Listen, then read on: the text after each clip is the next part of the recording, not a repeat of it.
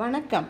கேதார்நாத் நம் புனிதமான பாரதத்தின் ஜோதிர்லிங்க சிவத்தலங்களில் ஒன்று.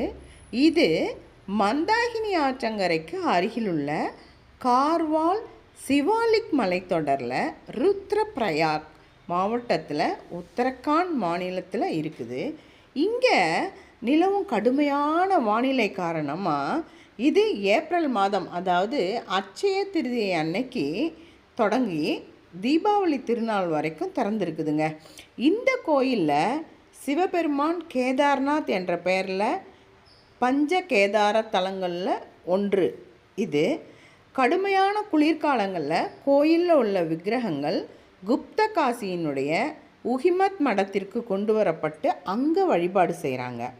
அடுத்தது, மகாபாரத போரில் பாண்டவர்கள் தன்னுடைய உறவினர்களையே கொல்ல நேர்ந்ததுனால அவங்களெல்லாம் கொண்டுட்டாங்க இல்லையா, அதனால் புனித யாத்திரை, காசிக்கு புனித யாத்திரை மேற்கொள்கிறாங்க.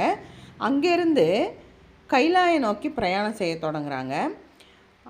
இமயத்தை பாண்டவர்கள் அடைந்த பொழுது சிவபெருமான் அவங்களுக்கு தொலைவிலேருந்து ஒரு செகண்டு, ஒரு கணம் காட்சியளிச்சுட்டு மறைஞ்சிடுறாரு. சிவபெருமான் அப்போ அவங்களுக்கு காட்சியளித்த இடம்தான் குப்த காசி. சிவபெருமானுடைய அருளை பெறாமல் திரும்ப போகக்கூடாதுன்னு அவங்க ஒரு முடிவுக்கு வந்துடுறாங்க.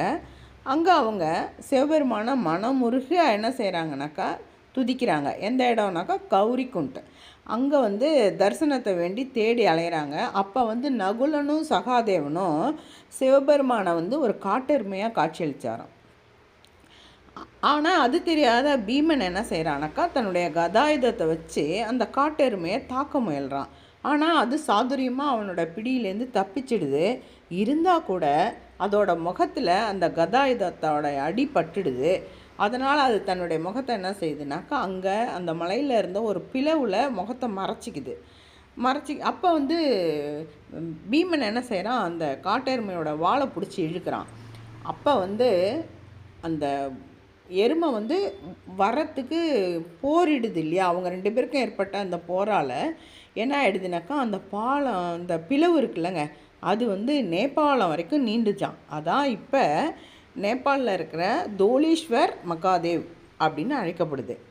இந்த காட்டெருமையினோட உடற்பகுதி எந்த இடத்துல இருந்துச்சோ அந்த இடத்துல தான் சிவபெருமான் ஒளி வடிவமாக காட்சியளிச்சிருக்கிறாரு. அவங்களுடைய பாவத்தை போக்கியிருக்கிறார்.